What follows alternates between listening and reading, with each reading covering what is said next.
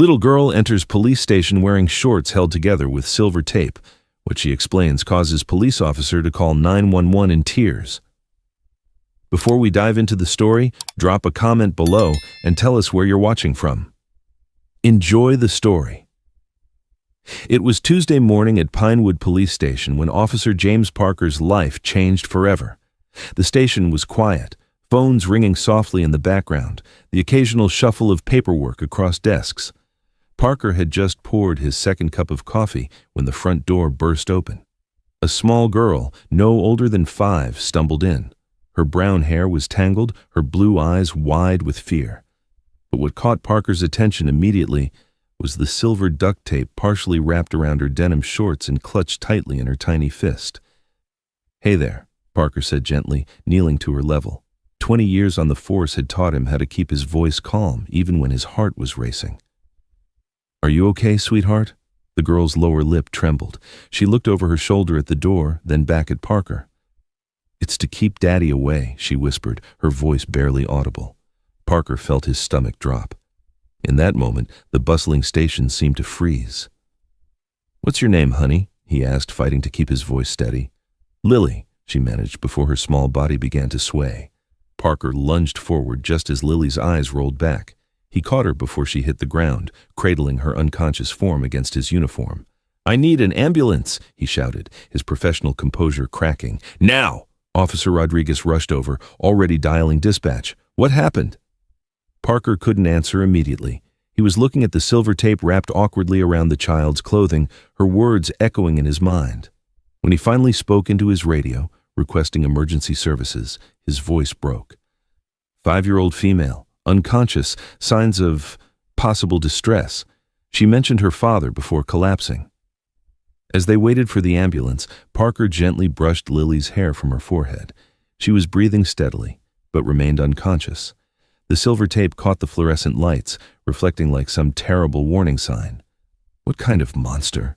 Rodriguez whispered, voicing the thought Parker couldn't bring himself to finish. When the paramedics arrived, Parker recounted what little information he had. As they loaded Lily onto a stretcher, her small hand still clutching that piece of silver tape, Parker made a decision. "I'm riding with her," he told his sergeant, not asking permission. The sergeant nodded, understanding in his eyes. "Keep us posted. We'll start looking for the father." As the ambulance pulled away, sirens wailing, Parker watched Lily's chest rise and fall. In his 20 years of service, he'd seen a lot of things that had hardened his heart, but something about this little girl, her frightened whisper, that silver tape, had broken through his professional armor. "I promise you're safe now," he whispered, though she couldn't hear him. "I won't let anything happen to you." He didn't know then how complicated that promise would become, or how this case would challenge everything he thought he knew about protecting the innocent. He only knew that something about Lily's desperate entrance into the station felt like a turning point, not just in her life, but in his own. As the ambulance raced toward Mercy General Hospital, Parker wiped unexpected moisture from his eyes and steeled himself for whatever came next.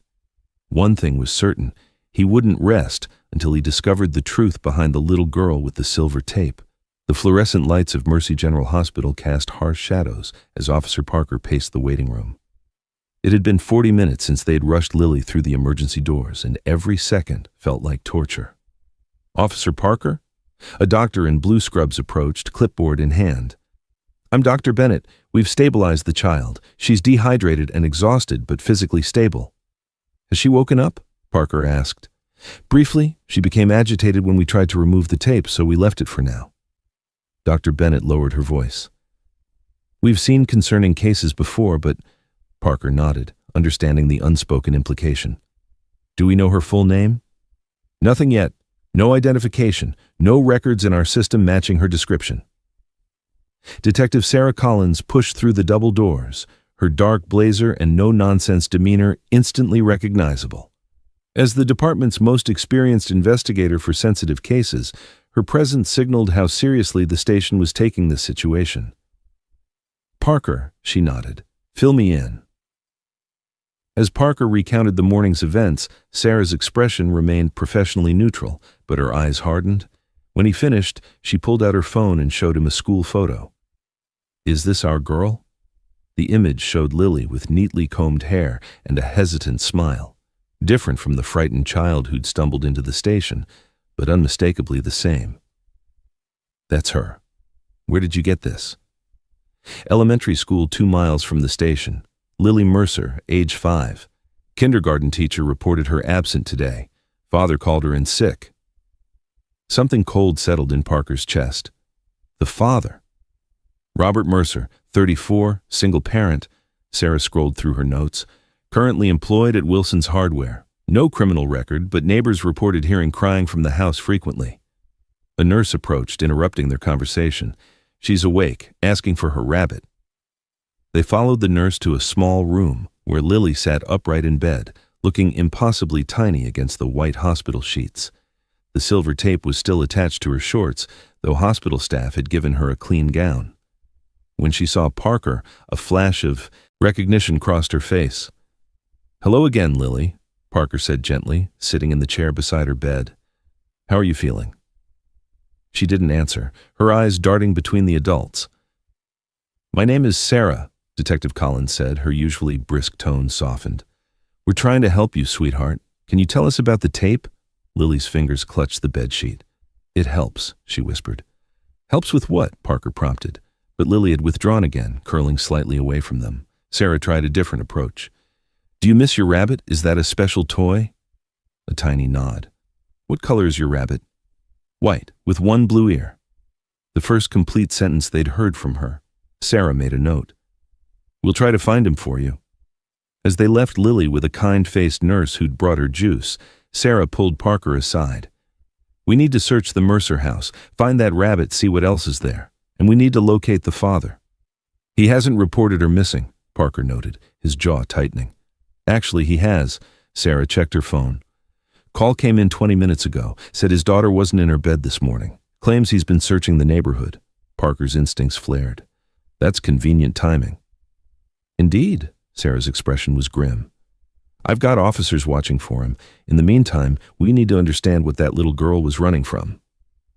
As they headed toward the exit, a hospital social worker named Hannah Reed approached them. "I've been assigned to Lily's case. Has she said anything about home?" "Very little," Sarah admitted. "She's withdrawn, scared." Hannah nodded. "That's common. Children often struggle to verbalize traumatic experiences." Parker glanced back toward Lily's room, where she sat silently watching a cartoon no one had bothered to change. What would make a child use tape like that? Hannah's expression was carefully neutral.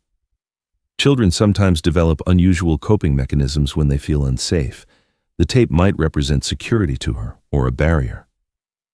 As Parker and Sarah left the hospital, dark clouds gathered overhead, matching Parker's mood. The image of Lily's frightened eyes stayed with him, along with her whispered words from the station. "It's to keep Daddy away." What was she so afraid of? And more importantly, where was Robert Mercer right now?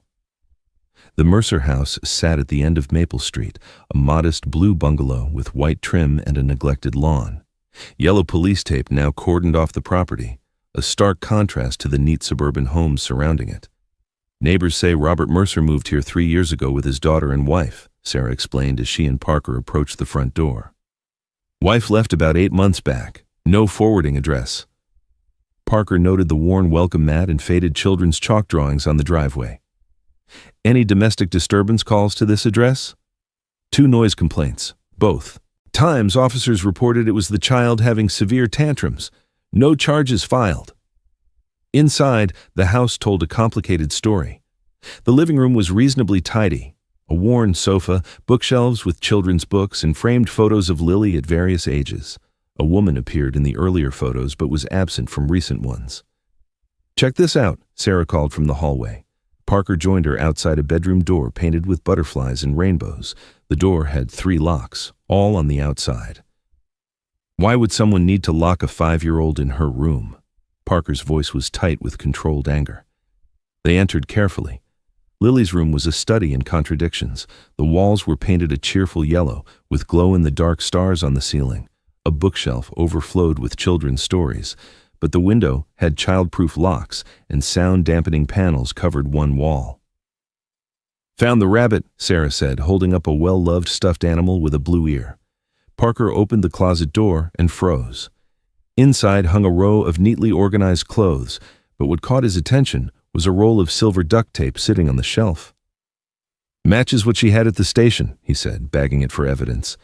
In the father's bedroom, they found more concerning items: a baby monitor directed at Lily's room, a journal filled with erratic handwriting, and a drawer full of earplugs. Parker flipped through the journal, his expression darkening as he read. Day 47. Had to restrain her again during an episode. The screaming lasted 2 hours. The neighbors must think I'm torturing her. I'm running out of options. Day 51. Third school called. They say they aren't equipped to handle her needs. What am I supposed to do? Day 60. She found the tape in my toolbox and wrapped it around her stuffed animals. Said it makes them feel better. I don't understand what's happening anymore. Parker handed the journal to Sarah. This doesn't look good for the father. No, it doesn't, she agreed, but there's something else going on here too. Their search continued in the kitchen, where a calendar hung with multiple doctor appointments circled in red. Most had been crossed out or had canceled written across them. Look at this, Parker said, opening a kitchen drawer filled with medication pamphlets and insurance denial letters. Seems like he was trying to get her some kind of treatment. Sarah's phone rang, interrupting their investigation. Detective Collins. Yes? Where? Hold him there. We're on our way. She turned to Parker, her expression resolute. They found Robert Mercer. He walked into the station himself, demanding to know where his daughter is. Bold move for a guilty man, Parker remarked. Or desperate move for a father, Sarah replied. Let's see what he has to say for himself. At the hospital, Hannah sat beside Lily's bed, watching the child color carefully within the lines of a coloring book. Despite her ordeal, Lily seemed calmer now, though she still hadn't said much. That's beautiful, Hannah said, admiring Lily's methodical work on a butterfly picture. You're very careful with your coloring. Lily nodded seriously. Colors need to stay where they belong. Hannah made a mental note of the comment. Lily, can I ask you something about the tape on your shorts? The crayon in Lily's hand stilled. It helps when things get loud. What things get loud? Everything. Lily's voice dropped to a whisper. Sometimes the world is too big and noisy. It hurts. Before Hannah could ask more, a nurse entered with a tray of lunch. As she set down the plate, it clattered slightly against the table. Lily immediately covered her ears, her face contorting. Too loud, she cried, rocking back and forth. Too loud, too loud. Hannah quickly moved the tray away, noting how Lily's hands pressed firmly against her ears, her eyes squeezed shut. The reaction seemed disproportionate to the small noise. It's okay, Hannah soothed. The noise is gone now. But Lily continued rocking, tears streaming down her face. Her hand reached instinctively toward her shorts, fingers seeking the silver tape still attached there. Hannah watched, puzzled by this behavior. In her experience, traumatized children often showed strong reactions to triggers that reminded them of their trauma. But this seemed different somehow, more like an overwhelming sensory response. As Lily gradually calmed, Hannah's phone buzzed with a text from Detective Collins. Father located, coming in for questioning. Anything new from Lily? Hannah looked at the child, now carefully repositioning her crayons in perfect rainbow order, and typed back, Maybe, but I'm not sure we're asking the right questions yet. At the police station, Parker watched through one-way glass as Robert Mercer sat alone in the interrogation room. The man looked nothing like the monster Parker had imagined. Instead, he appeared utterly exhausted, unshaven, dark circles under his eyes, hands shaking slightly as he repeatedly checked his watch. Let's see what kind of story he tells, Parker said as Sarah entered the room to begin the questioning. Whatever happened next, Parker knew one thing for certain. Somewhere between the frightened whisper of a little girl and the desperate appearance of her father lay a truth they hadn't yet uncovered. Robert Mercer's hands trembled as he clasped them on the interrogation room table. His fingernails were bitten to the quick, and his rumpled shirt looked like he'd been wearing it for days. Mr. Mercer, Detective Collins began, her voice professionally neutral, can you explain why your daughter ran away from home this morning? I don't know why she left, Robert said, his voice hoarse. I was making her breakfast, toast cut into stars the way she likes it. I turned around and she was gone. I've been searching for her all morning. He leaned forward desperately. Please, is she okay? Where is she? Lily is safe, Sarah replied without answering the second question. She arrived at our station in distress, Mr. Mercer. She was wearing duct tape on her clothing. Robert closed his eyes briefly. The tape, he muttered. I should have hidden it better. Behind the one-way glass, Parker tensed at what sounded like an admission. Why would you need to hide tape from your daughter? Sarah pressed. Because she keeps using it. Robert's voice rose in frustration. She wraps it around herself, her toys, anything. The doctor said it might be a compulsion, but insurance wouldn't cover the specialist appointments to know for sure. Sarah's expression revealed nothing. And the locks on her bedroom door? Why would a father need to lock his daughter in her room? Robert's face flushed. I don't lock her in. Those are to keep her from wandering at night. She sleepwalks when she's overwhelmed. Once I found her trying to climb out her window at 2 a.m. because a siren woke her. He ran a hand through his disheveled hair. Do you have any idea what it's like to be afraid your child might hurt herself accidentally every time you close your eyes? Tell me about the episodes you mention in your journal, Sarah continued, changing tactics. You've been in our house. It wasn't a question.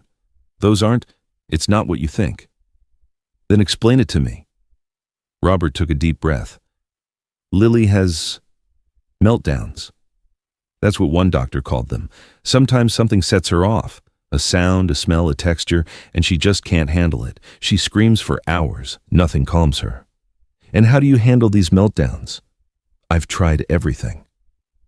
The desperation in his voice was palpable.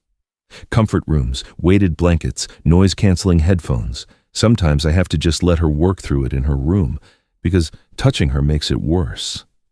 The neighbors, he grimaced. They don't understand. They think I'm doing something to make her scream like that. At the hospital, Hannah was making a breakthrough of her own. She'd brought Lily a tray of different textured items, feathers, sandpaper, smooth stones, fluffy cotton balls, and was noting the child's reactions. I don't like this one, Lily said firmly, pushing away the sandpaper. It's too scratchy. That's okay, Hannah assured her. What about this? She offered a smooth glass marble. Lily rolled it between her fingers, her expression relaxing. It's cool and quiet. Quiet? Hannah asked, intrigued by the description. Some things are loud, even when they don't make noise, Lily explained, as if this were obvious. Scratchy things shout, sticky things scream. Hannah considered this unusual sensory description. Is that why you use the tape? Because it helps with the loud feelings? Lily nodded earnestly.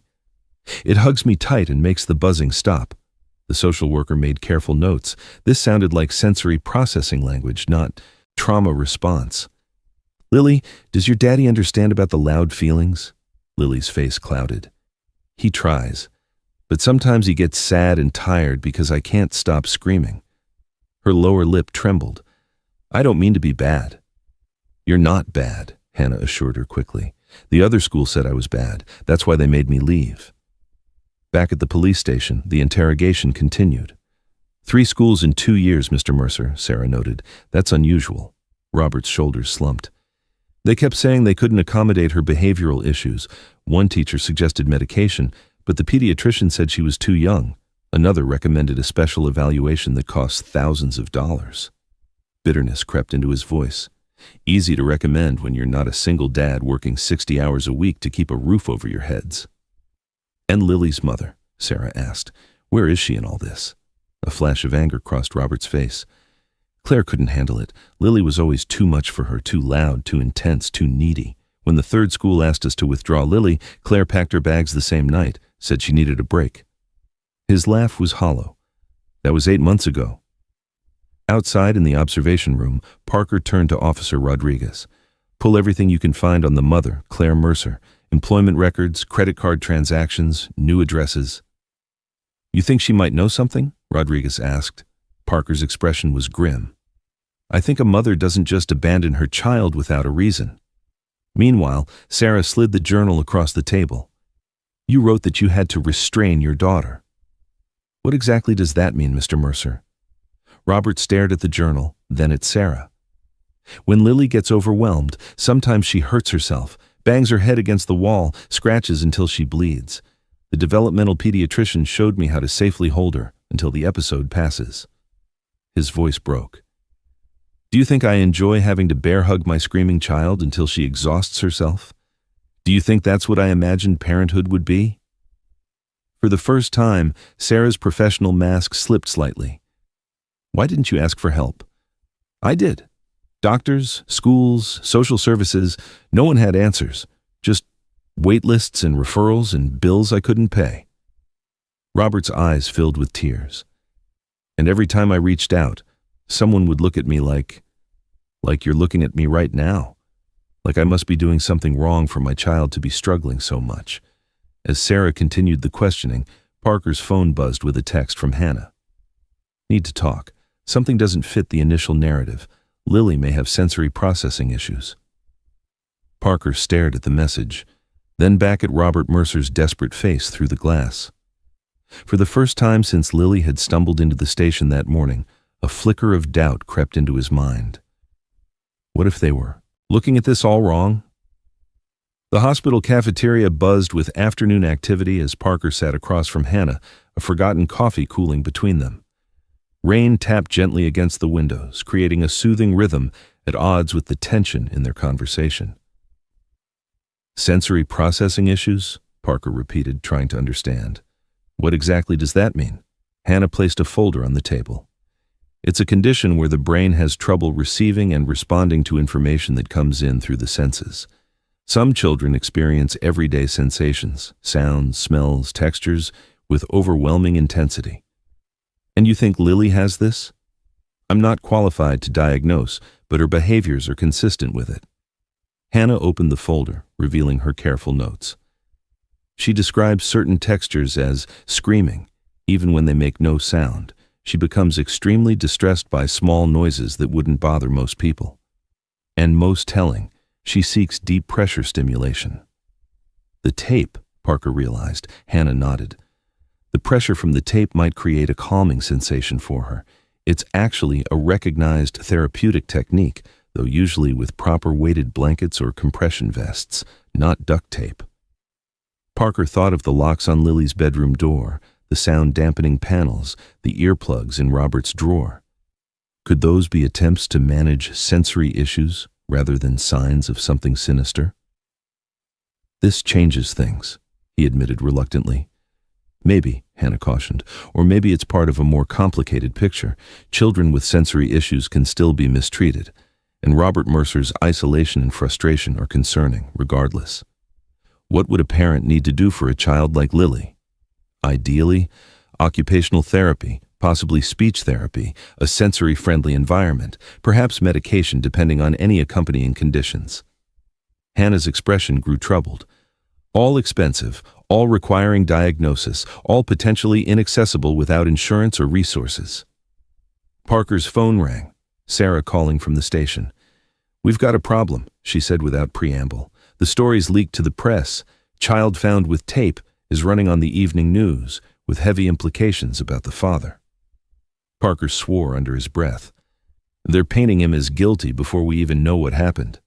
Public opinion is already turning against him, and the DA wants to move forward with charges based on what we have. Parker thought of the desperate father in the interrogation room, the journal entries, the measures that looked sinister but might have been misguided attempts to help. We need more time, he insisted. Hannah thinks there might be a medical explanation for some of Lily's behaviors. A moment of silence. I'll try to slow things down, but Parker, if we've got this wrong. The unfinished thought hung between them. If they rushed to judgment and charged an innocent man, a father struggling with a child's complicated condition, the damage would be irreparable. But if they hesitated, and Lily had indeed been in danger. I'm bringing in a specialist, Hannah said when Parker ended the call. Someone who can properly evaluate Lily. Until then, we keep her safe, keep investigating, and keep an open mind. Parker nodded, though doubt gnawed at him. 20 years of police work had trained him to trust his instincts, and his instincts had screamed danger the moment Lily whispered those words about keeping her father away. But as he watched the rain trace patterns down the window, another thought troubled him even more. What if his certainty had been shaped by assumptions rather than evidence? What if they were all missing something crucial about the little girl with the silver tape? 3 days had passed since Lily arrived at the police station. Robert Mercer remained in custody, not formally charged, but held for further questioning while the investigation continued. Outside the hospital, news vans had multiplied like mushrooms after rain, their satellite dishes reaching toward the sky. Dr. Eleanor Chen adjusted her glasses as she reviewed Lily's file in the conference room. As the region's leading pediatric specialist in sensory processing disorders, she'd been brought in at Hannah's urgent request. "What can you tell us, Doctor?" Parker asked, impatience edging his voice. Dr. Chen looked up with the measured calm of someone accustomed to not rushing judgments.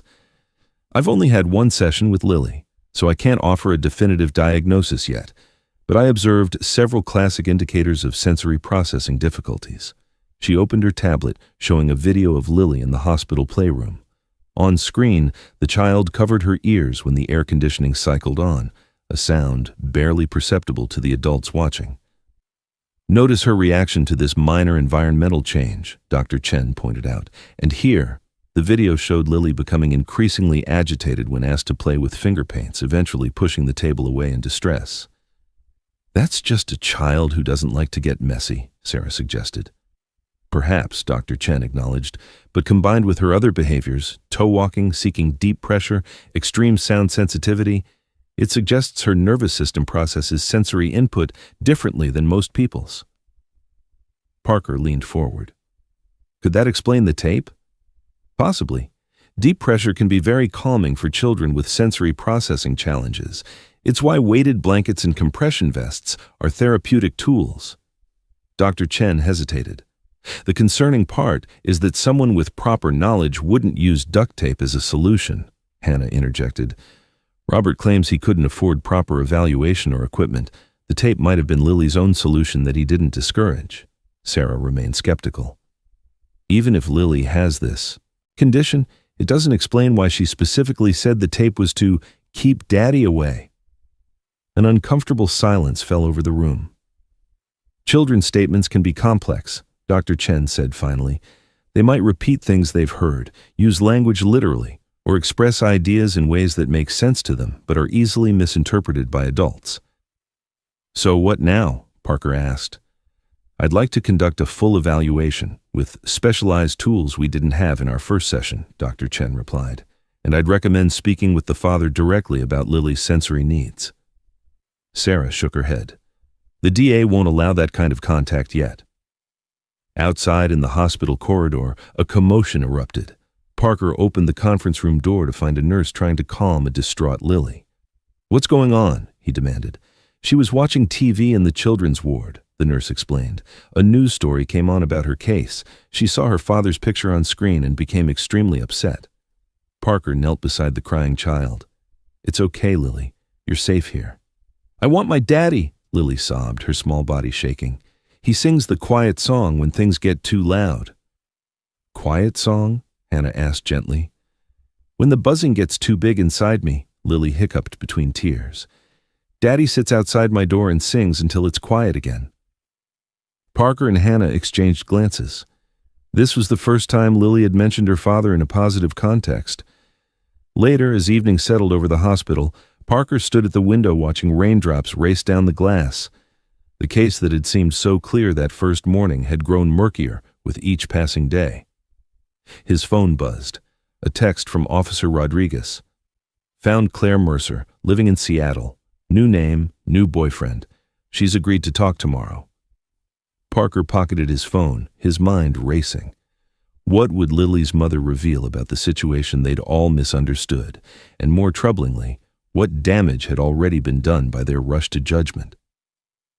In his holding cell, Robert Mercer sat alone, unaware that miles away, his daughter had asked for him for the first time since she'd fled their home with silver tape clutched in her small hand. The Seattle skyline shimmered through a light morning drizzle as Parker and Sarah sat in a downtown coffee shop. The small table between them held 2 untouched lattes and a recording device. Across from them, Claire Mercer, now calling herself Claire Wilson, fidgeted with her sleeve. She looked nothing like the woman in the family photos. Her formerly brown hair was now platinum blonde, cut in a sleek bob that framed a face tight with anxiety. I appreciate you meeting us, Sarah began. We're trying to understand Lily's situation. Claire's laugh was brittle. Good luck with that. No one understands Lily. That's the problem. When did you notice Lily was different? Parker asked. Claire stared into her coffee. From the beginning. She never slept. Cried constantly. Most babies calm down when you hold them. Lily would scream louder. By 2, she was having full meltdowns over tiny things. The wrong cup, a scratchy tag in her shirt. Her voice caught. Do you know what it's like to have a child who screams for 3 hours because you cut her sandwich the wrong way? Neither officer answered. Robert kept saying she'd grow out of it. He was so patient, always researching, trying new approaches.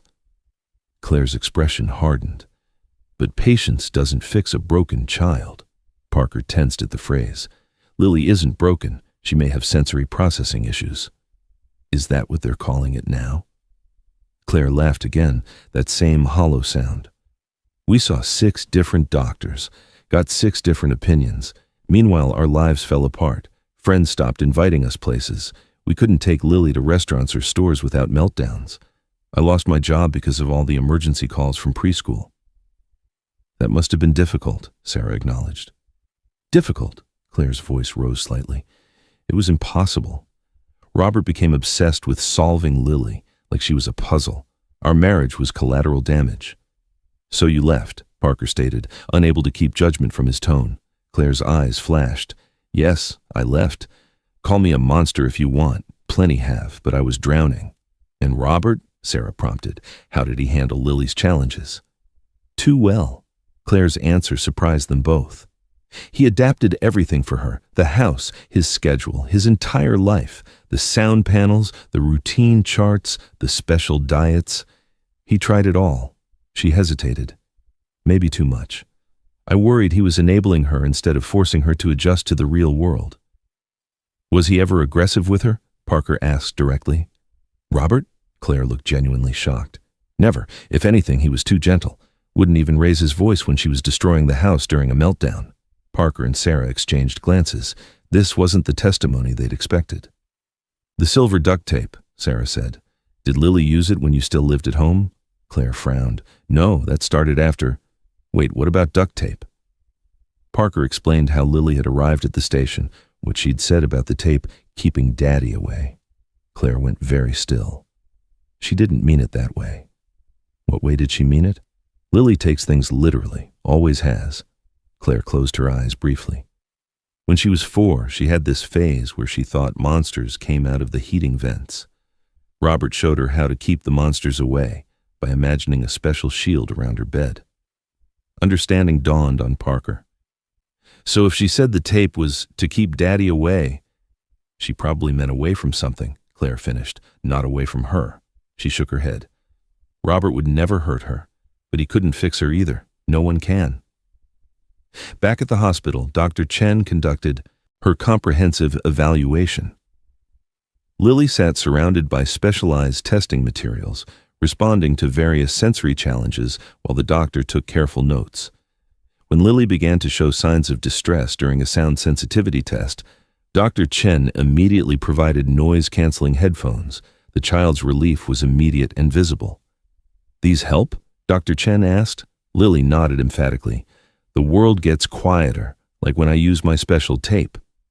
Can you show me how you use your tape? Dr. Chen asked, offering a soft fabric strip instead of actual tape. Lily wrapped the fabric around her middle, pulling it snug. Like this. It makes the buzzy feeling smaller when everything gets too big. Dr. Chen nodded thoughtfully. Lily, can you tell me why you told Officer Parker that the tape keeps Daddy away? Lily looked confused. It does. When I wear it, Daddy doesn't have to come in my room during the loud times. He can stay outside the door and sing instead. And you prefer that? Him staying outside your door? When it's really bad, nobody can touch me, Lily explained with the simple clarity of a child stating an obvious truth. It hurts when people touch me during the big feelings. Daddy knows that now.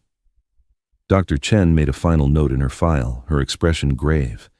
She'd seen this scenario before, a child with significant sensory needs, a parent doing their imperfect best, and a system quick to assume the worst.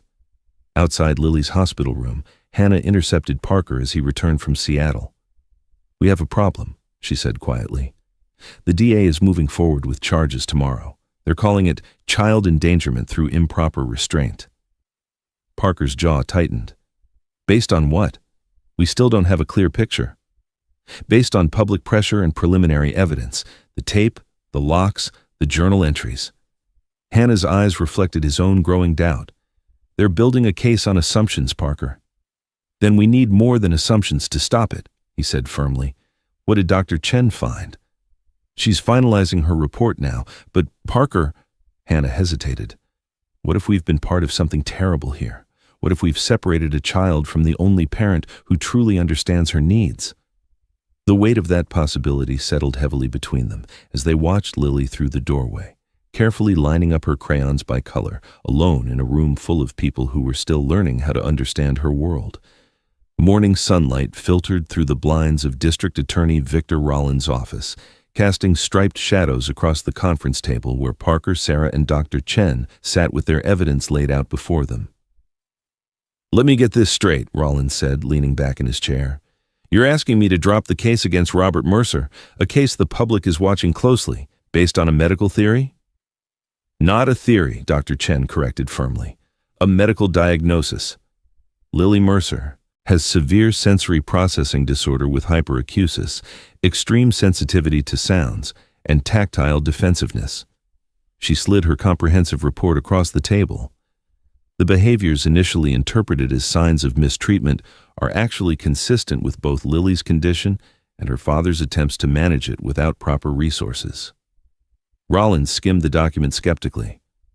"What about the locks on her bedroom door?" Parker stepped in. "To prevent nighttime wandering during episodes, we've confirmed with Claire Mercer that Lily had a history of dangerous sleepwalking. The journal entries about restraining her—" "Therapeutic holding," Dr. Chen explained. "A legitimate technique for preventing self-injury during meltdowns, which Robert learned from a developmental pediatrician." "And the tape?" Rollins pressed, clearly unconvinced. "Deep pressure therapy," Dr. Chen replied. "Lily discovered that the sensation of the tape wrapped around her provided the sensory input she needed during overwhelming moments. It's actually quite ingenious for a child to self-regulate this way, though obviously not ideal compared to proper therapeutic tools." Rollins set down the report. "This is all very interesting, but we have a 5-year-old who ran away from home in distress, specifically mentioning fear of her father."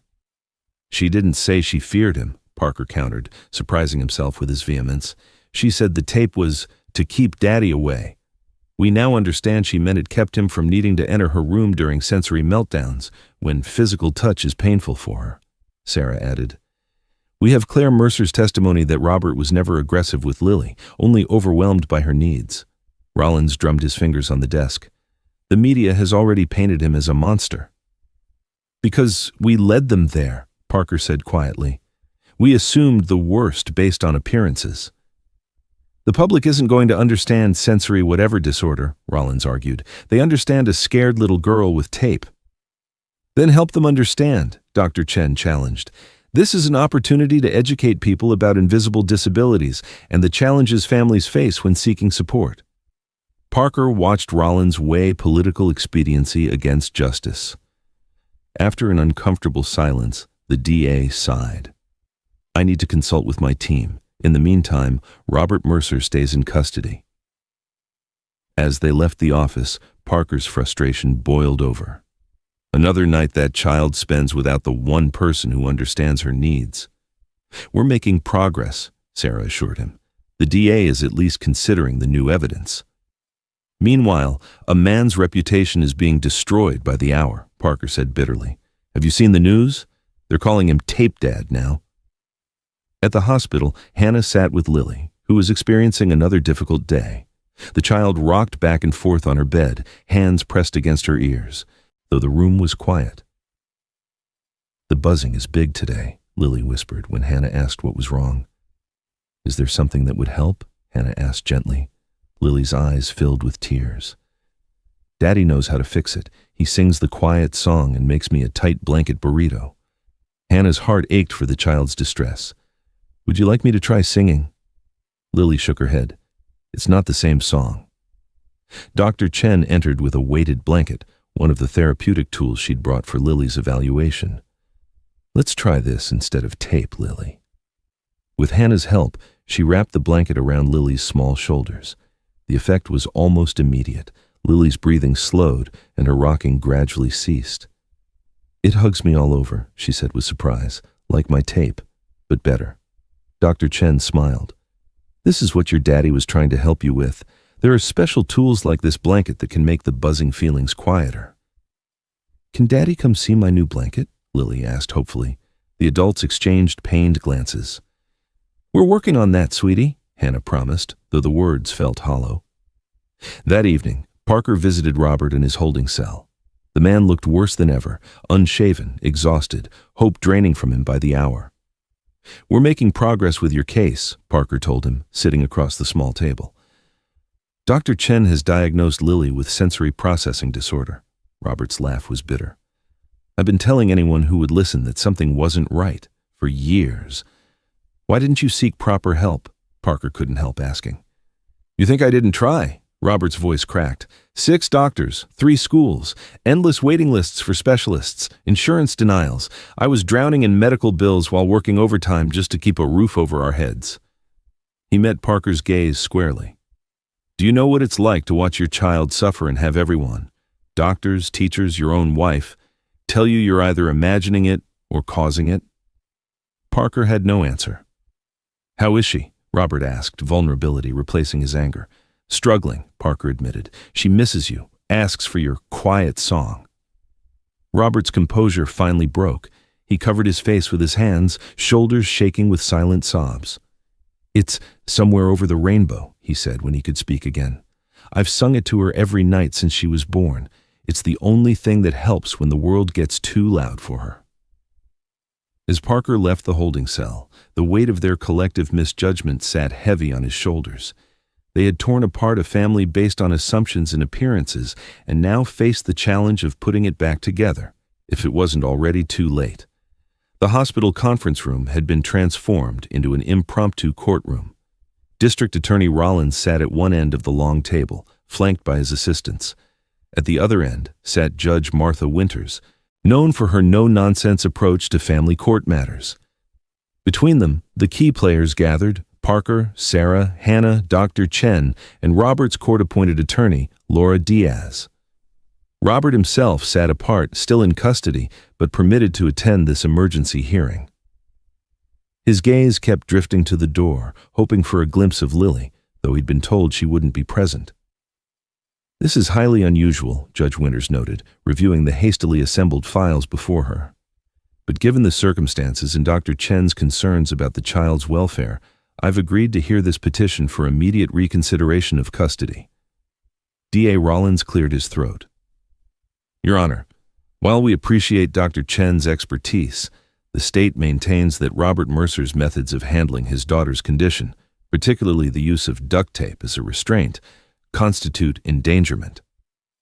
"The tape was not a restraint," Dr. Chen interjected firmly. "Based on my evaluation and Lily's own explanation, it was a form of deep pressure therapy that she herself initiated and found calming. Mr. Mercer simply didn't prevent her from using it." Laura Diaz stood. "Your Honor, we've prepared a demonstration." She placed a tablet on the table and played a video from Dr. Chen's evaluation. On screen, Lily wrapped fabric around a doll, explaining in her own words how the tight hugs made the buzzing feelings go away. "In the absence of professional support and proper therapeutic tools," Dr. Chen explained, "Lily developed her own coping mechanism. The tape was never used punitively or restrictively." Judge Winters turned to Hannah. "As Lily's assigned social worker, what is your assessment?" Hannah took a deep breath. "When I first encountered Lily, I also assumed the worst, but after observing her behaviors and reactions, I believe we've misinterpreted this situation. Lily shows no fear of her father. In fact, she repeatedly asks for him. Her sensory needs are significant, and Mr. Mercer appears to be the person best attuned to those needs." The judge considered this, then addressed Robert directly. "Mr. Mercer, if released, how would you handle Lily's condition going forward?" Robert straightened, speaking with quiet determination. "Dr. Chen has shown me proper therapeutic tools I never knew existed. With the right support, the support I've been trying to find for years, I know we can manage Lily's challenges better." His voice wavered slightly. "I just want my daughter back. I want to help her navigate a world that's overwhelming for her." As the adults debated Lily's fate, a commotion erupted in the hallway. The conference room door burst open, and there stood Lily herself, with a startled nurse behind her. "Daddy!" she cried, breaking free from the nurse and running straight to Robert. The room fell silent as Robert knelt to embrace his daughter, tears streaming down his face. "Hey, Starlight," he whispered, using the nickname only he called her. Lily pulled back, her small hands framing his face. "You didn't sing the rainbow song. I couldn't sleep right." The simple, innocent exchange spoke volumes.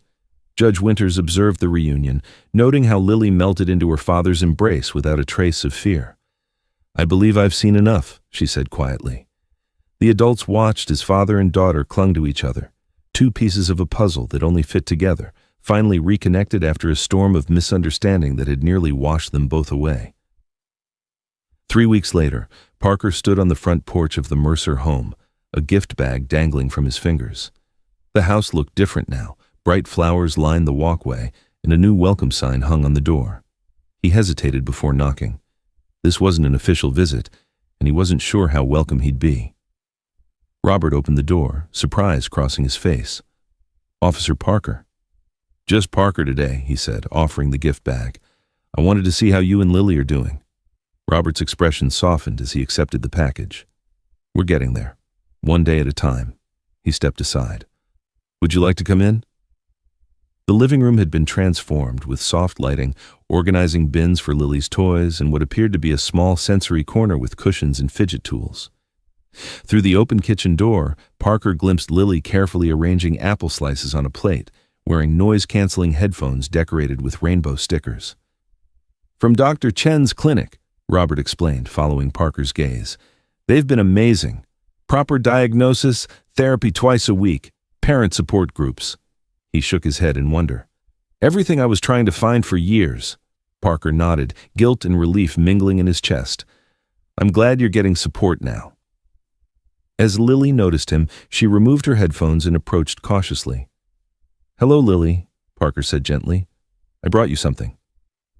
Inside the gift bag was a weighted stuffed rabbit, similar to her beloved toy but with therapeutic benefits. "He's heavy," Lily observed, hugging it to her chest with obvious delight. "That's to help with the buzzing feelings," Parker explained. Lily looked up at him with those serious blue eyes. "I don't need my tape anymore," she announced proudly. "I have better tools now." As Parker departed, leaving father and daughter to their healing routine, he carried with him a bittersweet lesson about judgment, appearances, and the complicated ways people try to protect the ones they love. Sometimes with nothing more than silver tape and desperate hope when the world offers no better options. Autumn leaves swirled across the playground as Parker leaned against his patrol car, watching the children emerge from Pinewood Elementary. 6 months had passed since the case that had changed his perspective on everything. Among the bustling students, he spotted Lily, her backpack adorned with sensory-friendly patches, a teacher's aide walking beside her. When she saw Parker, her face lit up with recognition. "Officer Parker," she called, skipping over with more confidence than he'd ever seen from her. "Hello, Lily," he smiled. "Your dad asked me to pick you up today. He has a surprise for you." The drive to the Mercer home was filled with Lily's excited chatter about her new school, one specifically designed for children with sensory needs.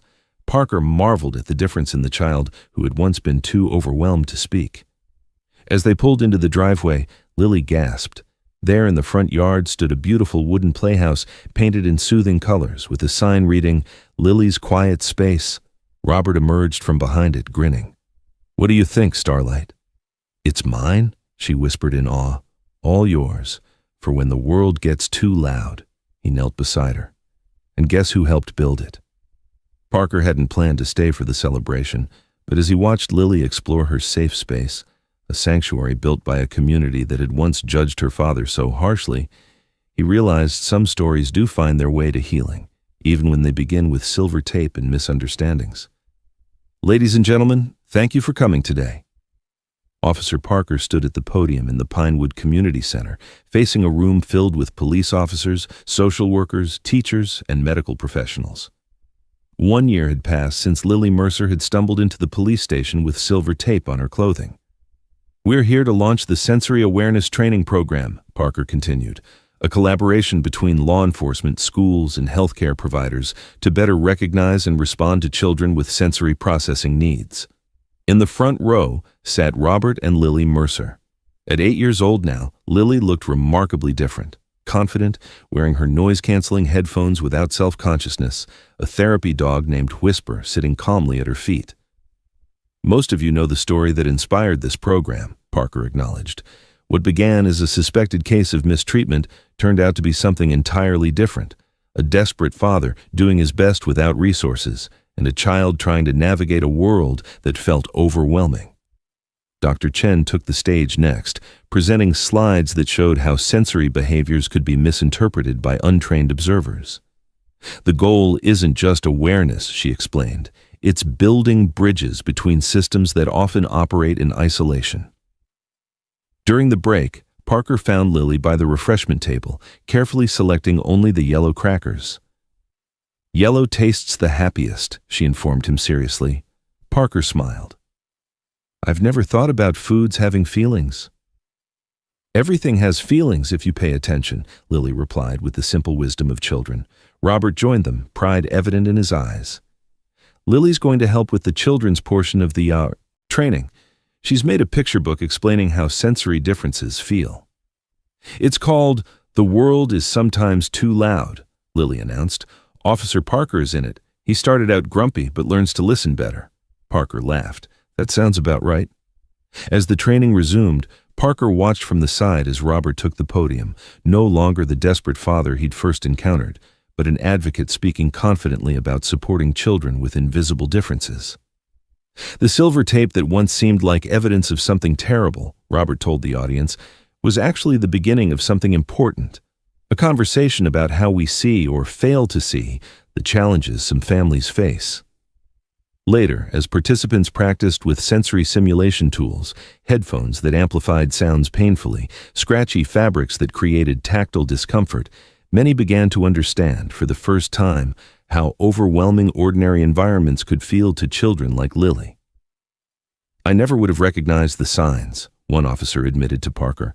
"I would have made the same assumptions you did." "That's why we're here," Parker replied, "so the next child doesn't have to be misunderstood." Outside the community center, autumn leaves danced in the breeze. Parker watched Lily demonstrating to a group of curious officers how her weighted vest helped her feel grounded. Her voice was clear and confident as she explained her experience of the world, a world that was learning, slowly but surely, to make space for all the different ways of being human. The silver tape that had once seemed so sinister had become a symbol of something else entirely.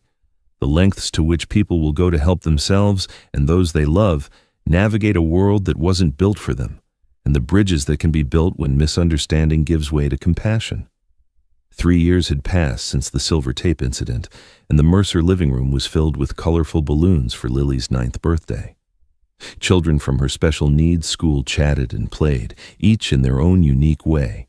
Some wearing noise-canceling headphones, others wrapped in weighted vests, all accepted exactly as they were. Parker arrived bearing a gift box with blue wrapping, Lily's current favorite color. Now a sergeant, he'd become something of an honorary uncle to Lily over the years, stopping by regularly to check on the family that had changed his perspective on so many things. "Sergeant Parker," Lily called, rushing over for a high five instead of a hug. They had established this greeting years ago when Parker learned about her touch sensitivity. "Happy birthday, Lily," he smiled. "How does it feel to be 9? "Louder than 8, but quieter than 10, she replied with her characteristic literal thinking that now made Parker smile instead of puzzle. Robert welcomed him with a warm handshake. "Glad you could make it. There's someone here I think you'll want to meet." He gestured toward the kitchen, where a woman was arranging cupcakes on a tray. When she turned, Parker recognized her immediately, though her appearance had softened since their tense coffee shop meeting years ago. "Claire," Parker said, surprised. Claire Mercer, who had dropped the Wilson surname, nodded politely. "Sergeant Parker, it's been a while. Before he could respond, Lily bounded over. "Mom is visiting for my whole birthday week. She lives in Portland now, not too far away." Parker raised an eyebrow at Robert, who gave a small shrug that conveyed volumes. The journey to this moment of civility had clearly been complicated. Later, as the children enjoyed a sensory-friendly magic show in the backyard, Claire joined Parker on the porch steps. "I never thanked you," she said quietly. "For what? I nearly destroyed your family based on assumptions. For eventually getting it right." Claire watched Lily laughing with her friends. "And for being part of the support system that made it possible for me to come back into her life." Parker was silent for a moment. It couldn't have been easy to return. It wasn't. Claire twisted a bracelet on her wrist, a fidget tool, Parker noted, similar to ones Lily used. "I've been in therapy for 3 years. Turns out sensory sensitivity runs in families. I've been struggling with some of the same issues as Lily my whole life. Just never had a name for it." This revelation landed heavily with Parker. "So, when you left?" I was overwhelmed on every level. The constant noise, the meltdowns that mirrored my own internal chaos. She sighed. "I thought I was a terrible mother because I couldn't handle my own child. It took losing her completely to realize I needed to understand myself first." Inside, Robert called everyone for cake time. As they stood to join the celebration, Claire added, "We're never going to be a conventional family, but we're finding a new way forward. Lily deserves that." Parker watched as Lily carefully counted the candles on her cake, ensuring there were exactly 9, no more, no less.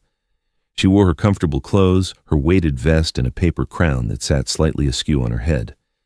Around her, a community had gathered, friends who understood her needs, teachers who celebrated her unique way of seeing the world, 2 parents trying to bridge their differences for her sake, and a police officer who had learned that sometimes the most important evidence isn't what you can see, but what you need to look harder to understand. When Lily closed her eyes to make a wish before blowing out her candles, Parker wondered what this remarkable child might wish for. Whatever it was, he hoped it would come true, for the girl whose silver tape solution had ultimately wrapped not just around herself, but around an entire community, binding them together in understanding and compassion. The courtroom was silent as 12-year-old Lily Mercer approached the podium. She adjusted the microphone, her fingers briefly fidgeting with the smooth worrystone she always carried, a far cry from the silver tape of her childhood. "My name is Lily Mercer," she began, her voice clear despite her nervousness. "I'm here to support the Sensory Processing Awareness Act." 5 years had passed since her story had begun with a desperate dash into a police station. Now, that same story had brought her to the state capitol, testifying before legislators considering a bill that would require first responders to receive sensory processing disorder training.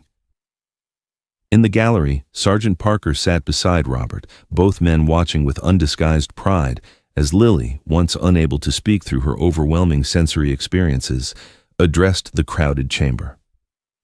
"When I was 5, Lily continued, I used silver duct tape to help me when the world got too loud and buzzy inside my body. I didn't have words to explain how I felt. I couldn't tell people why sounds hurt or why certain touches felt like fire." She glanced at her father, drawing strength from his encouraging nod. "A police officer found me with the tape and thought something bad was happening to me. He was trying to protect me because that's his job." She looked directly at Parker. "But what I needed protection from wasn't my dad. It was a world that was too bright, too loud, and too overwhelming for my nervous system." As Lily continued her testimony, Parker's mind traveled back to that rainy morning 7 years ago. The frightened child, the silver tape, the whispered words that had led to so many assumptions. How differently things might have turned out without Dr. Chen's intervention, without Hannah's persistence, without the willingness to look beyond the obvious interpretation. "Today, I have proper tools," Lily explained, gesturing to her noise-canceling earbuds that hung around her neck. "I have a diagnosis, therapy, and accommodations at school. But I was lucky. Many children like me aren't understood. Their behaviors get misinterpreted as bad behavior, defiance, or worse." The committee chairperson leaned forward. "What would you like to see happen, Lily?" Lily straightened, suddenly looking older than her 12 years. I want police officers, teachers, and doctors to recognize when a child is struggling with sensory processing challenges.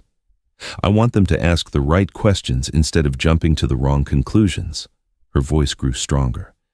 The silver tape that once seemed suspicious was actually my solution to a problem nobody understood, not even me. If this law had existed when I was 5, maybe my dad wouldn't have spent nights in custody. Maybe we would have gotten help sooner. As the hearing concluded, Parker watched Lily rejoin her father in the gallery. Robert embraced his daughter, whispering something that made her smile. They had come so far from those dark days of misunderstanding and separation. In the corridor, afterward, journalists gathered around Lily and Robert. One reporter asked, "Lily, what would you say to other children who feel overwhelmed by the world?" Lily considered the question carefully, in her thoughtful way. "I would tell them that being different isn't wrong. It's just different, and that silver tape solutions are okay until you find better tools." Later, as they walked down the Capitol steps, Parker found himself walking beside Lily. "You did great in there," he told her. "I think you changed some minds today." Lily looked up at him, her blue eyes serious behind her glasses. "Do you remember what I told you when you first found me, about the tape? That it was to keep Daddy away." Parker nodded, the memory still vivid. "I meant away from my meltdowns," Lily explained, "because when he tried to help, it made the feelings bigger. But everyone thought I meant something else." "Words can be tricky that way," Parker acknowledged. "That's why this law matters," Lily said with conviction beyond her years, "so people learn to listen better, not just to words, but to what they really mean." As they reached the bottom of the steps, Robert called Lily over to meet another family waiting nearby, parents with a young child who showed similar sensory signs to Lily's. Parker watched as Lily gently showed the overwhelmed child her worry stone, demonstrating how to rub it when feelings got too big. In that moment, the silver tape incident that had once seemed so dark revealed its unexpected purpose, a bridge of understanding that was still expanding, one conversation at a time, into places where misunderstanding had once prevailed. The circle that had begun with a desperate child's solution had widened to embrace countless others, proving that sometimes the most important journeys begin with the smallest, most misunderstood steps, like a little girl's makeshift silver tape remedy for a world that felt too loud to bear alone. Sergeant James Parker stood at the entrance to Pinewood Police Station, a sense of déjà vu washing over him. 10 years had passed since a small girl with silver tape had stumbled through these same doors, changing the course of so many lives. Today, the station looked different. A colorful sign in the lobby read, "Sensory-Friendly Environment," alongside a chart explaining various communication badges visitors could use to indicate their needs and preferences. "Nervous?" Hannah asked, joining him at the entrance. The former social worker was now the director of the county's Family Support Center, which operated in partnership with law enforcement. "A little," Parker admitted. "It's not every day you hand over your life's work to the next generation."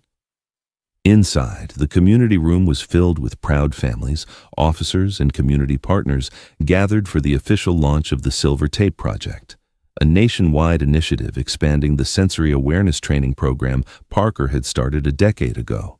At the podium stood 15-year-old Lily Mercer, no longer the frightened child he'd first encountered, but a poised young advocate with a passion for helping others understand invisible differences.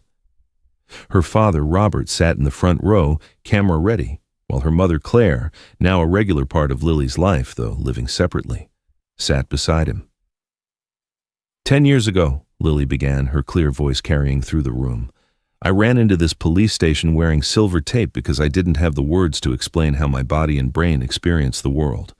What followed was nearly a tragedy of misunderstanding. She gestured toward Parker. But instead, because people were willing to look beyond their first assumptions, it became the beginning of something important.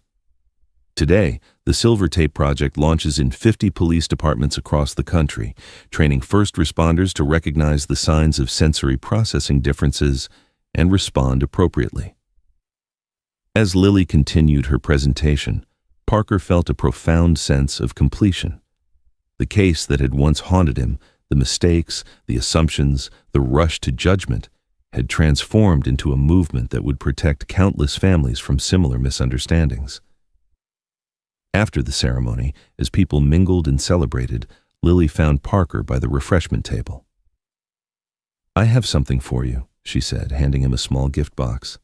Inside was a polished stone paperweight with a strip of silver embedded in the center and an engraved quote, "Understanding begins when assumptions end." "It's beautiful," Parker said, genuinely touched. Lily smiled. "I'm starting college next year, majoring in occupational therapy with a minor in criminal justice. I want to build more bridges." "You've already built so many," Parker told her. "That little girl with the silver tape changed how an entire system operates." "She had help," Lily replied, glancing toward her father, who was proudly showing off newspaper clippings about the project to anyone who would listen. As Parker watched Lily rejoin her parents, the family that had nearly been torn apart by misunderstanding, now united in purpose, he reflected on the remarkable journey that had begun with fear and confusion, but ended with clarity and compassion. Sometimes, he realized, the most powerful stories aren't about dramatic rescues or clear villains, but about the quiet courage it takes to look beyond appearances, to question first assumptions, and to understand that what seems like evidence of something broken might actually be someone's best attempt to hold themselves together in a world that feels too much to bear.